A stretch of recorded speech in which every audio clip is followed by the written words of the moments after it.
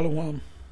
Giving all praise to Yahweh Hashem, Ashab, Hashem, Rekakodah, Shalom to the 144,000 and the rest of the elect out there. Shalom to you all. I'm entitled this video, I think they sold out too, and they are not scholars. Talking about, well, you guess it, IUIC. You can see on the screen. Anyway, the video put up. I didn't even want to. This video says it all. He breaks it down. He says that it's Assyrians, which even if you don't go that route, you go the Edomite route, I can still cut them. Apostle Ramlab goes a route with the Syrians. It's really talking about the Syrians. But let's say we're going with the Edomite. That's actually talking about Edomites. Either way, they still going off. Like I said, they sold out. I think they sold out, and they're not scholars. They're far from being scholars. They don't. You got to look at these scriptures with a scholarly mind. So this video was put up by Soldier of. I'm not gonna make it long, because this video says it all. I don't even have to watch the whole rest of this. Soldier of Yahweh Yahushai, Deacon Malachiah of the IUIC, going off on Deuteronomy 23:7 and Leviticus 19:34. Love for the enemy is cool now. I'm not going to play it. Matter of fact, you know what? Let me do this.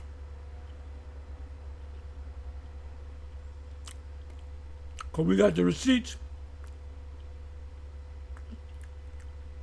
These guys regurgitate what the head vampire teaches them. Well, then this is going to be edifying. So without further ado, I'm going to play it. Deuteronomy 23:7. Deuteronomy chapter 23 and verse 7. And then let me get Leviticus 19:33. Read. Thou shalt not abhor an Edomite, for he is thy brother. Thou shalt not abhor an Egyptian, because thou wast a stranger in his land. Yes, because you was a stranger in the Egyptians' land, so don't hate the Egyptians. Don't hate Edomites. Now but you can hate GMS and the ISUPK. It's some bullshit. Now if these guys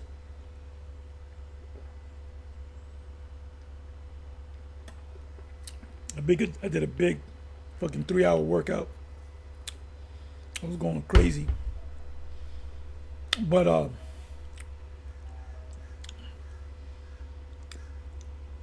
anyway,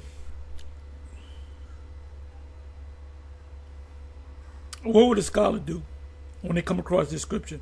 Go into the Hebrew. So he said, I'm going to let you hear it again.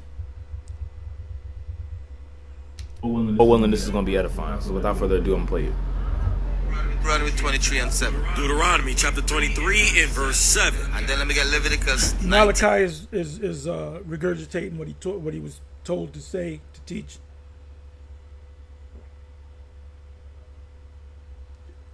By the head. That's all they got. These guys do. 19:33. Read. Thou shalt not abhor an Edomite, for he is thy brother.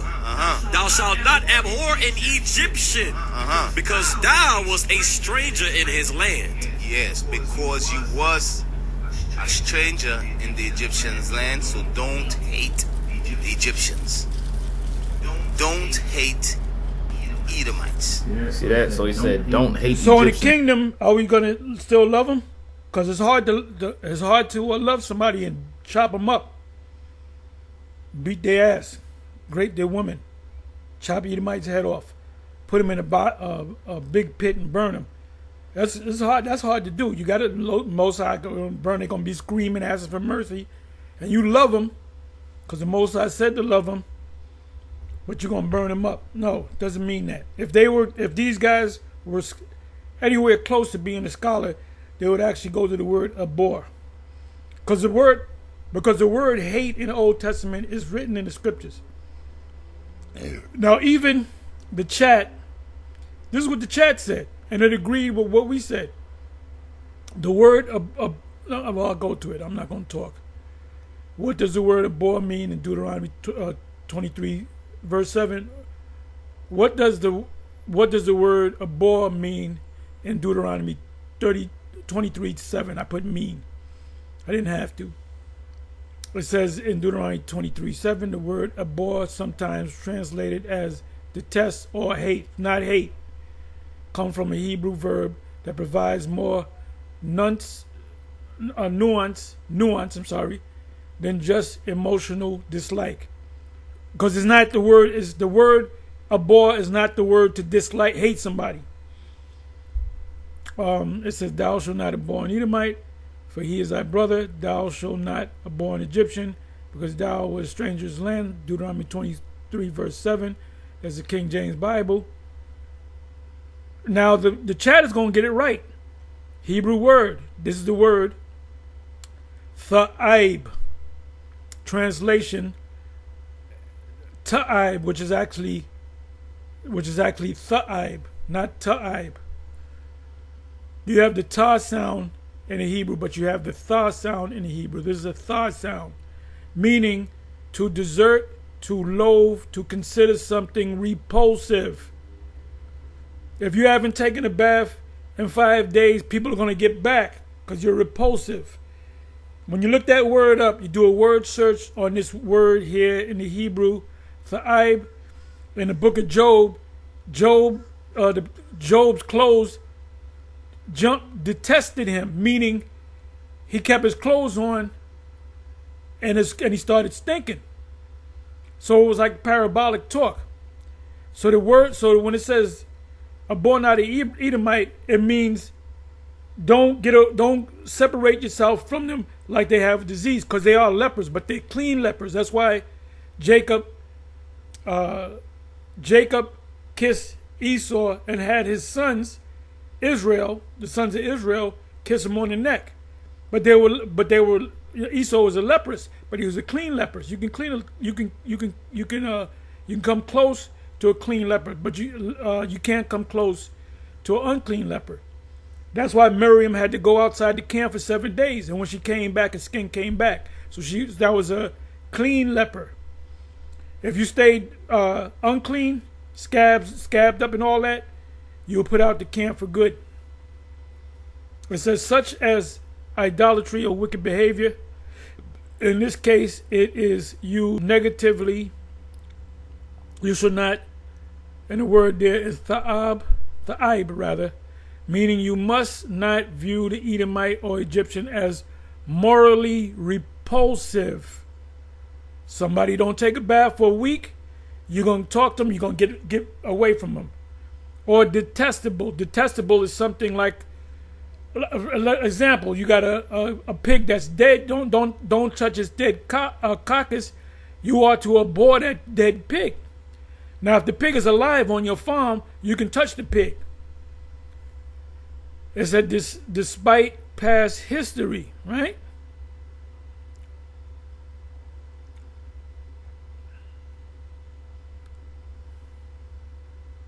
Interpretation and context. Do not abhor an Edomite. Though Edom, descendant of Esau, had a tense relationship with Israel, they were still family. That you're going off on that. Has nothing to do with love or hate. Do not abhor an Egyptian. Though Egypt enslaved Israel, the Israelites had once been foreigners there and were treated hospitably. That was a good pharaoh. So we don't got to love the bad pharaohs. In early generations, during Joseph's time, exactly. Abhor here means do not abhor a deep-seated moral hatred, or there goes the word repulsive again, toward them. Do not treat them as utterly detestable. Detestable is like a pig that's dead, or a dead unclean animal, or a dead body. You abhor a dead body. The priests cannot even bury their parents, or beyond redemption. So it has nothing about it emotionally hating somebody. The Most High is saying you can do business and you can shake the hands and you can, hug the Edomite and the Egyptian. It don't mean you hate don't hate them. In Deuteronomy 23 verse, at that time, as a matter of fact, because we were doing, when you go into the history of David and the kings, we were doing business with the other nations, the Canaanites, the Egyptians, the Edomites. Eventually put the Edomites in captivity. Well, wait a minute, David was going off because he put them in captivity. You don't love nobody and put them in captivity. It says a summary in Deuteronomy 23:7, Abor, Hebrew, Tha'ib, means to morally detest or loathe, but the Most High commands the Israelites not to hold this attitude toward Edomites or Egyptians. It reflects a call of mercy, historical awareness, and relational respect, even toward former enemies. Let me do this. Let me know if you Septuagint Greek. You know what? Let me see. Septuagint Greek meaning. Let's see what that says. What's the? Give me a second.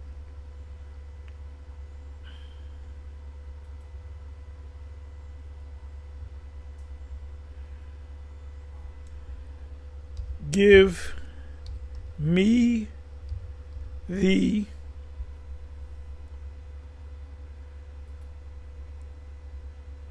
just curious.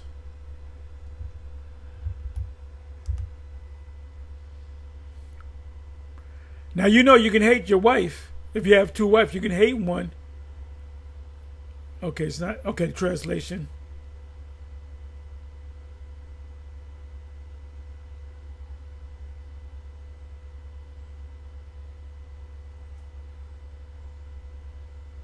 Says the same thing. Revulsion, especially of moral or ritual nature. For example, when your wife is on a period, you abhor her. You put her out the house. In the kingdom, they're going to have separate houses for your wives, and you're not going to be around that woman. When one woman is on a period, you're going to be with another woman. Let me come back over here. I think I missed something.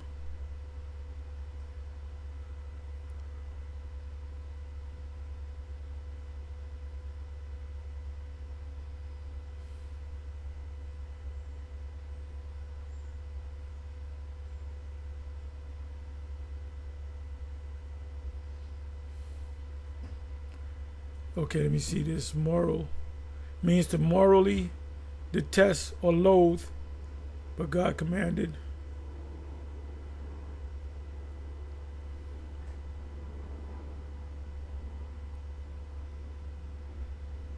Do not treat them utterly detestable. Detest does not mean hate. You're going to detest your wife when she's on a period, meaning you're going to separate from your wife when she's on a period. Let's look up the word abor in the Hebrew. Do a word search. Matter of fact, I'm going to do that. Israelites who had once foreign relation dawn. Okay, Edom, descendants, tense relationship. It has nothing to do with hatred. So the Lord is not saying don't hate an Edomite. You gotta love him. No, it doesn't say that. In this case, it is used negatively. You must, meaning you must not view the Edomite or Egyptian as morally repulsive or detestable, despite past history.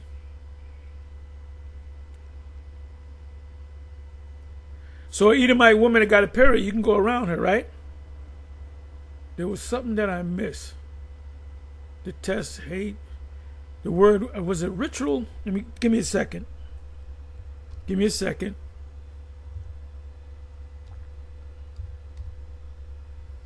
Okay, here we go. I think I found it. That's why they gave you the word. The actual word for abhor is tha'ib, to detest, to loathe, or consider something repulsive. Repulsive. Or morally offensive. When your woman has a period, when there's a dead body, you're unclean. You're not to be around a dead body. That's why you didn't have undertakers back there. If you had people in your family that died, the family took care of the burial things. The priest didn't come and bless the body like a Roman Catholic priest. So you were unclean. Example with the woman. Woman on a period, she bleeds for 4 days. When she stops bleeding, then you count 7 days. So that's 11 days you can't be around her. But in the kingdom, you're gonna have many, many wives. So it's not you're not gonna say, well, I miss getting a box. You're gonna have plenty of boxes. Right, repulsive or morally offensive, right? Often used in context of moral or ritual uncleanness. What does it mean by ritual uncleanness? Let me do this.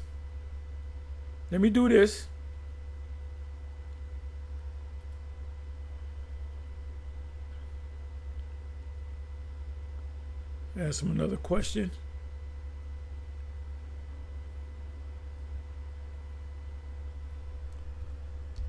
What is ritual uncleanness in the law? Let's put in the law. Question mark.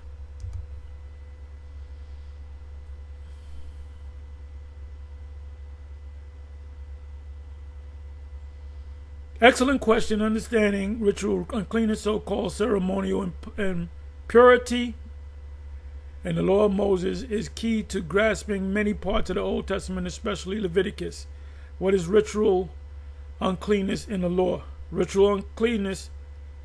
So the script, the Deuteronomy 23:7 is the Lord is saying, you can go around Esau, you can touch Esau. He's not contaminated, right? Definition: ritual uncleanness is a temporary state of impurity, women's on a period, under the Mosaic law that restricts a person's ability to participate in worship at the tabernacle. If you went before a dead body and there was the Passover, you couldn't go around the you couldn't go in the temple, right? If you have sex on the Sabbath, in the kingdom, you're going to go to the temple. You're going to go worship the Father. So you can't go when you're unclean. But you're not going to commit that sin anyway.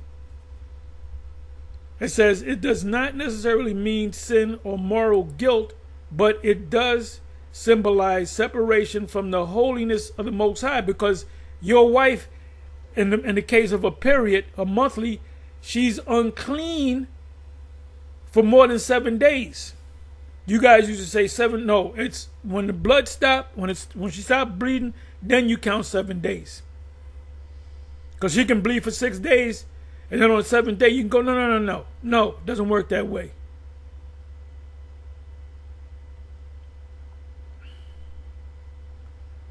Not moral sin. Uncleanness could be from normal everyday activities like childbirth or touching a dead. Didn't I say that? Childbirth too. Your woman is unclean. If it's a boy child, it's 40 days. If it's a girl child, it's 80 days. So she's separated. I believe that's also in Luke. So these guys, these IUIC guys, they're not on no level. There's nothing deep about these guys. They make it up as they go along. And then nobody stands up to him, to Nate. Yawasop, you should be ashamed of yourself. Kanai Gabar, you should be ashamed of yourself. Deacon Ethan, you should be ashamed of yourself because you're a well-studied dude. You do a lot of fucking research, but you ain't gonna never come up against them, man. It says required cleansing.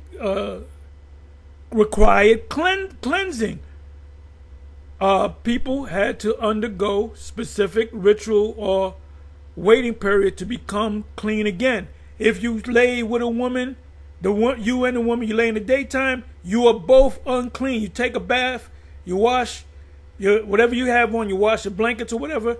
If you get, because you're gonna, do what you got to do. So you take a bath, and you're unclean until the evening. So if you have sex with a woman so-called 12 noon, in this man's time, when the sun goes down, then you clean. You're unclean until the evening. If you go around a woman and you lay with her and the period comes, you're unclean for 7 days. If you touch something that she touched, you're unclean until the evening. So certain bylaws that say of a woman being unclean. So do you guys have a separate house for your wife? Huh? No, you don't. So you really ain't keeping all the laws. My brother. So in the kingdom of heaven, we're going to be going from woman to woman. We're going to stay at one woman's house. Then the next, we might stay there for a couple of days. Then we go to another wife's house. Then the wife that has a period, you're not going to go to her house. You're going to find out when she had the period, when the period stops, 7 days, and then you can decide to go to her house. So these guys are not deep at all. They just make it up as they go along. And this shit is embarrassing, man. People had to undergo specific rituals, when you had sex, you cleanse. When a woman was on her period, she had to cleanse herself. There was a cleansing ritual. When she had a child, a boy child, and may your first child be a masculine child. Inside joke. She had a boy child. She was unclean. And I'm going to show you that. She was unclean. I wanted to make this short, but it's getting long. She was unclean for 14 days. All right, to become clean again. She had a girl. She was unclean for 80 days.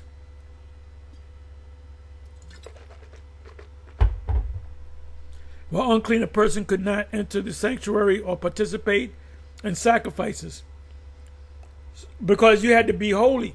If you were not clean, so when you have sex, you're unclean. How can you honor the Sabbath when you have sex? And these clowns teach that. Like what I always say about IUIC. Watch what Yahweh Ba'ashem Yahushua is going to do to the IUIC. He gonna turn them niggas inside out. And you, Malachi, you should be ashamed of your fucking self too. You don't stand up. You never stand up to that dude. You will never.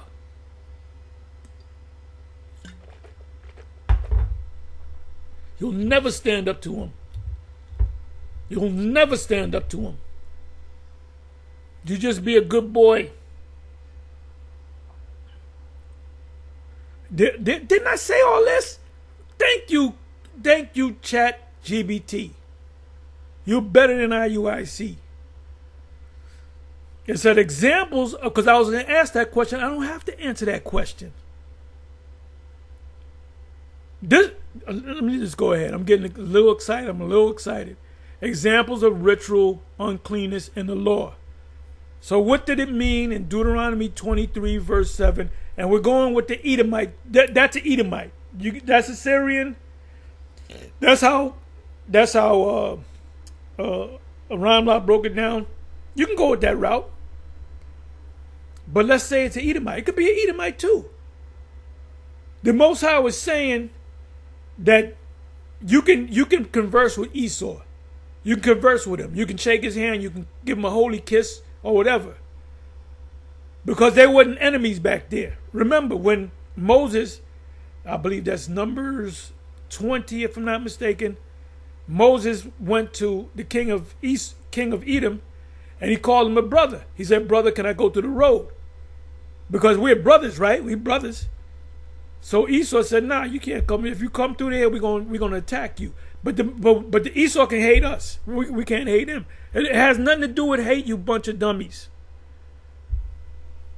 It says touching a corpse. Numbers 19:11-13. Made a person unclean for 7 days. Required ashes of a red heifer for purification. The red heifer has nothing to do with building. We're going to burn that red heifer and then we're going to build a temple. What these Edomites don't understand is the temple's being built right before their eyes. Psalms 50 and 16. We represent a brick. You talking about building the temple? The temple's being built right in front of you.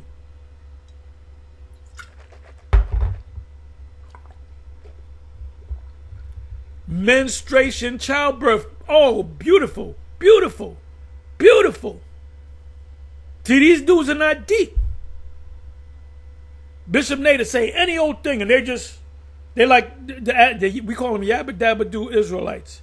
Remember the episode when he made clones of Fred Flintstone? He was going around saying Yabba Dabba Do. Well, them are the Yabba Dabba Do Israelites. Now that we first said that, we were talking to Gazak about a situation he ran into some of the IUIC guys. So we called him up, and I said them niggas are just Yabba Dabba Do Israelites. He remember them are the Yabba Dabba Do Israelites. Yabba Dabba Do. Menstruation, did not I mention that? I didn't mention childbirth, but I could have. Leviticus 15:19-30. Leviticus 12:1-8. Natural bodily functions led to uncleanness, meaning your monthly, your menstruation. After childbirth, depending on the boy or the girl, you had a girl or a boy, 40 days for a boy, 80 days for a girl. And it even tells you that in the New Testament. Offerings were required. Sexual emission. Leviticus 15:16-18. Seminal emission, you know what that means, or intercourse caused temporarily uncleanness. You did it in the daytime, you were unclean until the evening. It says honor the Sabbath day to keep it holy, right? Oh, but you can have sex on the Sabbath. Watch what Yahweh by Hashem Yahweh Shai is going to do to the IUIC. They're leading. That's why we here, man. Skin disease, leprosy. Leviticus 13 chapter and 14 chapter. It speaks about a clean leper and an unclean leper, acquiring examination by a priest and a complex purification process. Part of it was you was pushed out the camp for 7 days and you came back, started healing, you're all right, you clean. Didn't heal, it got worse, you got to stay your ass out there. And you know what that is? That's mold in your system, and that's also, that's parasites in your system, and that's autoimmune disease. You got to fucking change your diet. You got to change your diet. You got to do the research. Everybody should watch that, what is it, what the hell is it? Know the Ledger with the host is Red Pillar. He goes back to the Sarnetta days. Well, he had a guest on named Haru Atam or something. You know, this dude got down. A lot of things he was saying I already know, but he knows way more than me. Now, if I was to study like I should, I would know. I know a lot, but I don't study the herbs. You know what I do? When I get a sickness, I research it. I might go to Google. I might go to this. I might go to that. I got certain books on natural healing. I got like an encyclopedia of any disease. And that the beloved brother, up and coming elder Yahweh gave me. And so I do all that, and I'll identify whatever ailment that I have, and I'll go to natural methods, and I'll heal myself, because I don't like going to this man. So you guys got to heal. It's a sin for you to walk around with diseases, man. Even the prophets knew about herbs and healing medicines. Daniel, the prophet Daniel, what did he tell the people to eat? He did an experiment in Daniel 1. He gave the people 10 people, 5 or 10 ate the king food, and other 10, or they took 10 and cut them into 5 and 5. I'm not gonna go to it, but what he gave, when he gave the one group, he gave them G-bombs. He gave them vegetables, and they were healed. They had no sicknesses. They look healthy. So Daniel was knew the herbs. The other prophets knew the herbs. And Judas Maccabees, when they went up into the mountains, he knew to eat certain herbs so he wouldn't get polluted, because there's poisons up there in them woods too. You eat the wrong thing, you can drop dead. So he knew about the herbs. So you got brothers that are sickly that they don't do the research, man. They don't do the research. Me myself, like if the last time, did I call it Rhyme Lob? I call it Rhyme Lob. And we started talking about herbs and healing. We always do that. Me and Apostle Gabar, we always talk about herbs and healing, and he'll tell me to go to this site and go to that site. But anyway, this guy, Haru, he really got down. And this was last week sometimes. Even Ayathun, he's buying some stuff from them, and he's getting some stuff from me. And pretty much a lot of things that he said, I said, I already knew about it. I said, oh shit, y'all, this not. I said, this dude knows his shit. Because a lot of stuff that he said, like he said, magnesium. You can't just get regular magnesium. You have to get magnesium glycinate. I have another magnesium, which is, it just says ionic magnesium. You can use it, but that's not the right stuff to use. You got to get magnesium glycinate, which that brother said. So I said, oh, that motherfucker knows his shit, It says eating unclean animals. Certain animals were considered unclean, touching their carcass, and I mentioned that a pig. You can have pigs on your farm. In the kingdom, we're going to have pigs. No, we ain't going to have no pigs. Are you crazy, Tar? Ain't going to be no swine in the kingdom. Swine is a creation of the Most High, dumbass. But what you can touch a live pig. You can just pat a live pig to get him over there, but you can't touch the carcass of a dead animal, a dead pig. How cleansing happens, waiting periods, often until evening or 7 days. Right. So you have sex on the Sabbath, you broke the Sabbath, and that's a sin unto death. Washing with water, offering priestly inspections in the case of leprosy. Now you know what I'm going to do. Let me see. Give me a second. Let me do this. Give me a second. So when it says thou shalt abhor not an Edomite, that has nothing to do with, oh, you can't hate him. The word abhor does not mean hate. It means you abhor your wife when she's on a period. You abhor your wife when she's had your child. You're not to be around her. She's unclean.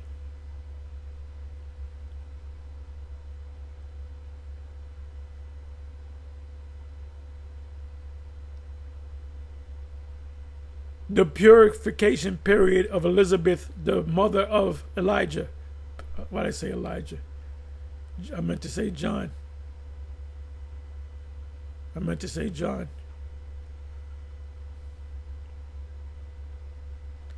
Let me, Okay, here we go. Elizabeth, the mother of John, following purification laws. But it actually tells you that in the Old and the New Testament. Let me do this. John. John. Baptist. Let's see what happens. I want the scripture. There we go. Luke. I knew it was in Luke 1. I knew it was in Luke 1. Wasn't sure of the verse. So let me go to that.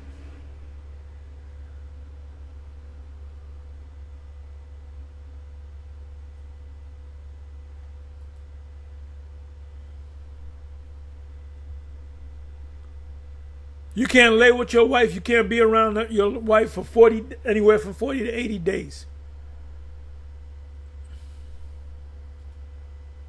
The same thing went for Yahushua. Mary was unclean for 40 days.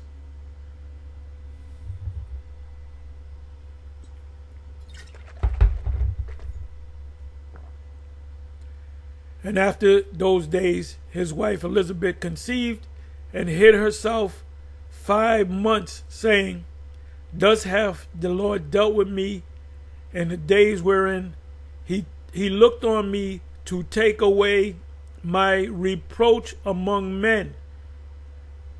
Isaiah 4:1.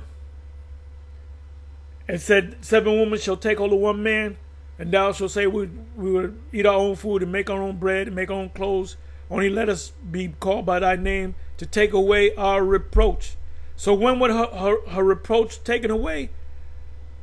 When Zacchaeus the high priest, the father of John the Baptist, they were up in age, laid with Elizabeth, and she conceived. You know? Let me see something.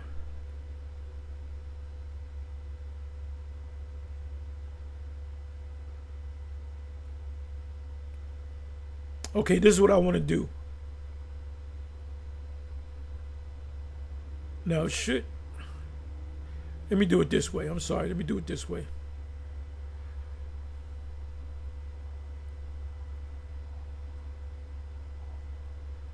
The purification period. The purification period of a boy.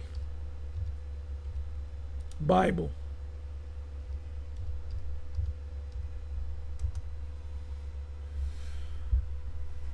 Leviticus 12. Okay, the mother then enters a period of 33 days of purification, during which she must not touch anything holy, or because she's unholy, or enter the sanctuary for 33 days. That's more than a month. This totals 40 days before the mother's complete purification. Now, in the case of a girl, it's double that. Because you know girls are nasty. Let me see something. A girl. And why do women have periods? Because they're constantly being purified. That blood is being purified. That blood that comes out of her is contaminated blood. You got these motherfuckers stopping these women stopping that shit. That's why there's so many fucking diseases. People don't know how to clean. First of all, you're committing adultery. If one law was put into place, the law, if they put teeth on the law of adultery, the most I'm gonna say, what, 3 people? Real talk. These niggas are out of control. That's why the Most High got to kill them. Mr. Sims was right. Of Mr. Sims' funeral home, he said, do you rehabilitate them? He talking about the 2/3. Do you rehabilitate them? No. You just killed them.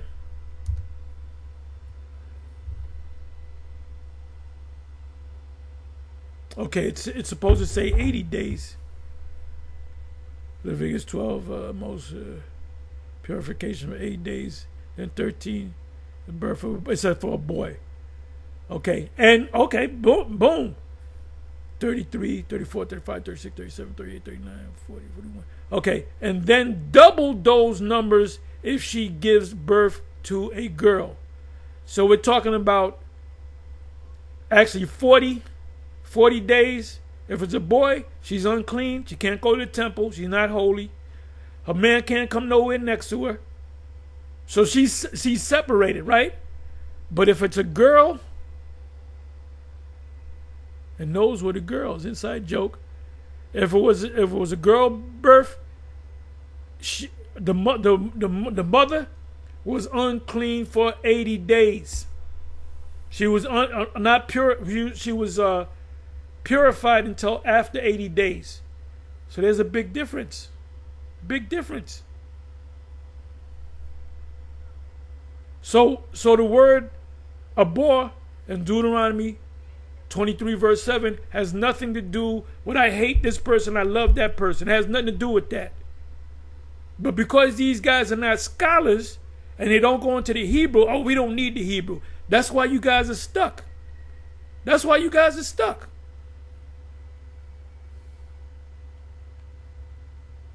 And the Most High how about Shem Yahushua gonna visit them jokers, man? Because the Most High see you coming a mile away, joker, inside joke.